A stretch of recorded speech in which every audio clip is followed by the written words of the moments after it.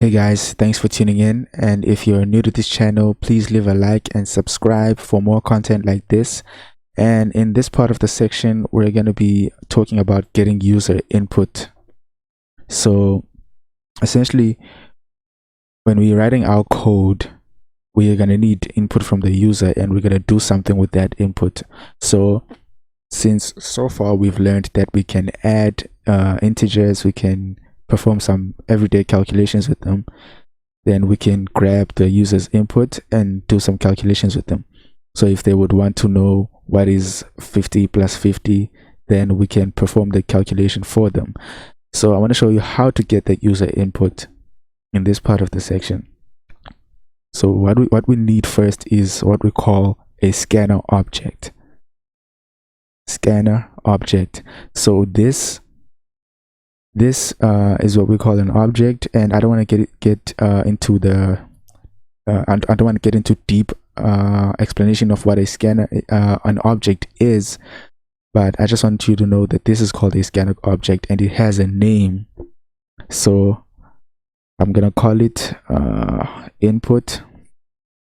You can give it any name, just like your normal variables, and you can set it equal to something, a certain value. But in this case, we don't just say it's equal to whatever value. There must be a way there must be a specific value that you give it. So with this new operator and this scanner afterwards, and then you open brackets, and then inside these brackets you say system.in. Remember, when we output something we say system.out, right? Now we need user input, so we use this system.in inside these brackets. Just remember that. And this is how you would create a scanner object. So anytime you need to get user input, you don't create multiple scanners. You only create one scanner object, and you just use that scanner object to create multiple inputs. Now I'll show you how to create the actual input. Now there are certain rules for inputs. You don't just store any value in an input. You have to specify the specific value that you need from the user. So if you need a string, you will have to specify that you need a string. If you need an integer, you have to specify that you need an int or double or whatever. Now, this is how you would get an integer from a user. You would say int, and I will call this number input is equal to input. Do you see what I did here? Input is the name of this object, right? If I called this console, for example, I'd have to name this part console as well. And then I would say dot. I'm just going to take it back to input.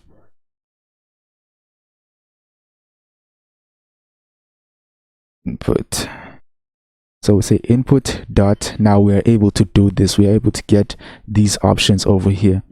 Next byte, next int, next byte, and all of this stuff. I'll explain shortly what they are. And for integer, we need to say next int. If you were getting a byte data type from the user, then we would say input.next byte. But now that we're using it, we were trying to get an integer from the user, we say input.next int. Like this.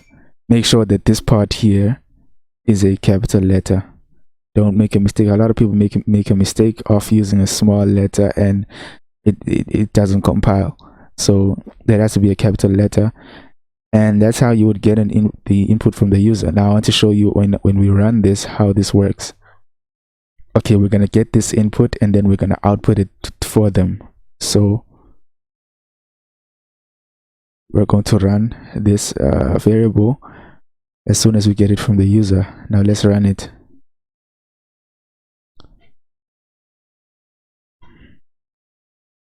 Let's let it build for a while. Okay, what's going on here? Okay, so it's expecting us to input something. So let's say I input 45 and then I get 45 as the output. Simple as that. That's what we're doing as of now. Now we can do something with this, or we can just output it as, I'm just going to say the number you entered is number input, like that. And then you're going to see the output will be the number you entered is whatever the number that we entered. So we enter 55 and then the number you entered is 55. Now we can also have something that tells us to input a number, like sort of like a label or like a prompt message that tells us input a certain number. So remember, you have like an application that doesn't tell you what to input. You just input. You don't know what kind of input that the program is expecting.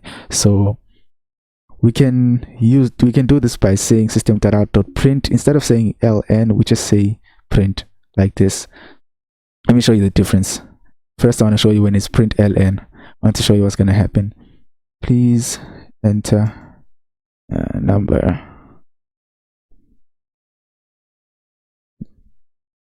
And I'll run this. And it's gonna tell me to enter a number. Now, when I enter 45, it allows me to enter it on the next line, and then that's it. Or like any number that I want to input, but I don't want that. I want to be able to input the number right next to the prompt message. That's just my preference. If it's you can choose to leave it as print line if you don't want to, but I prefer print, so that I can be able to input the number right next to. So 67, for example, and then there we go. The number you entered is 67. So the difference between print line and print is that the next output you will get, or the next output or next input, will be on the same line. So yeah, that is it for integers. We can do the same for double. Then we say next double for double, and we're gonna let's just test this out.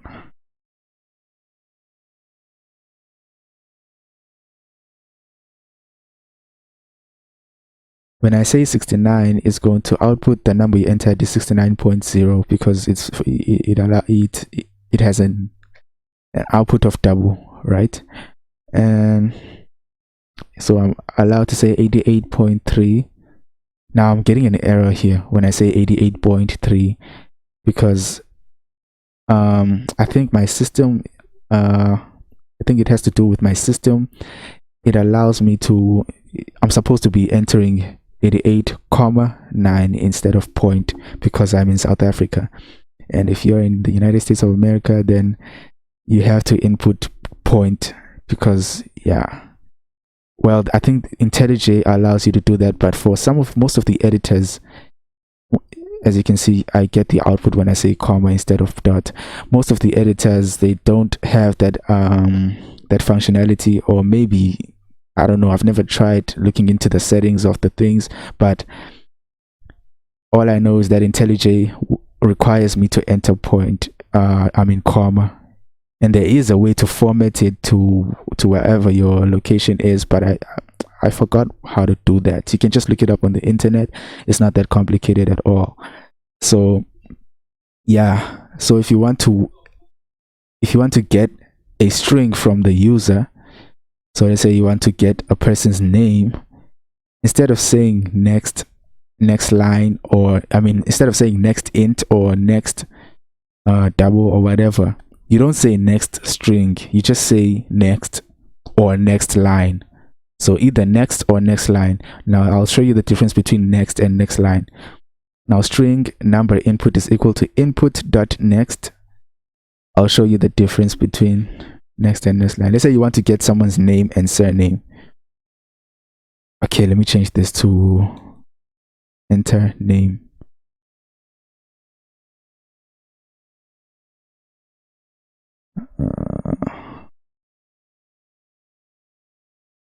Okay, I'm just gonna say John. Now with outputs, okay, let me change this from number to name. Just let it load for a while. John, and it outputs John, just as we expected. And the next line is gonna do the exact same thing. It's going to output John. So I'm going to say John, and it's going to output John. But if we take it back to next, and then we try to output 2 words instead of 1. So I'll just say, please enter name. I'm gonna say John Doe. We're only getting John as an output and not the whole John Doe. But if we say next line, and let's wait for it to load. John Doe. We get the name you entered is John Doe. So the next line allows you to enter more than 1 word, and next can only enter 1 word only. So after the space, then you can no longer get anything else as the output. So if you only trying to output 1 word, it's good to use next.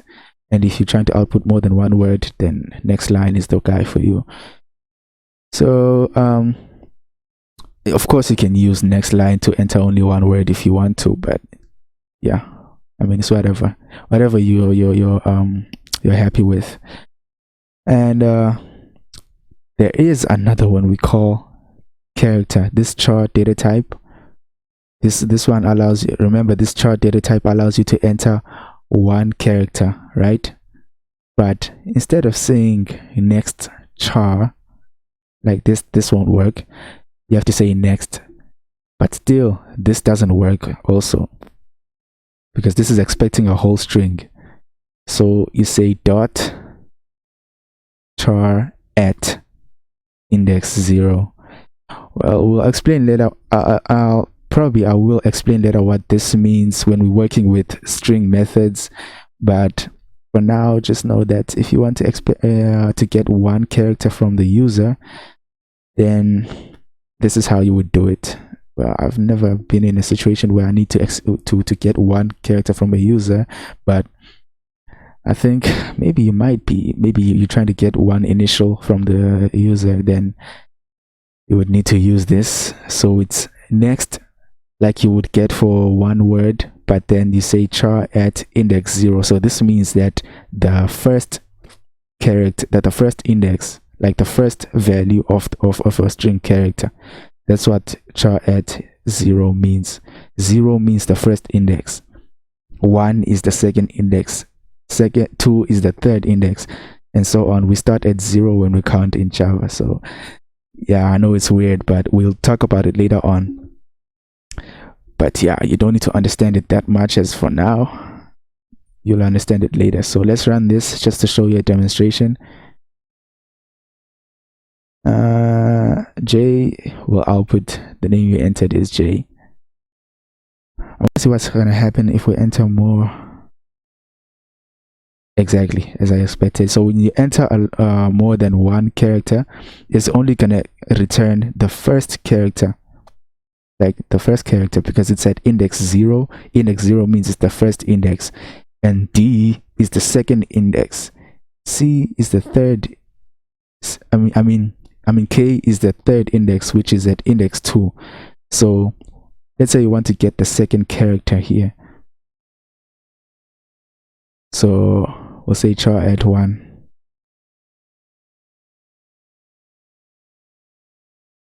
I'm gonna use the same JDKD. It's gonna return D.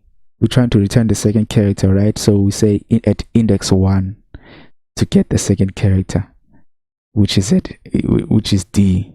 I know it's a little confusing, but it's not that confusing actually. So try to wrap your head around that, and if you don't understand that now, you don't need to. Just know that you don't need to. I was just getting over my head. So yeah, that's all you need to understand for now. Thanks for watching. Don't forget to like, subscribe, and share. Tell your friends about this, and have a nice day.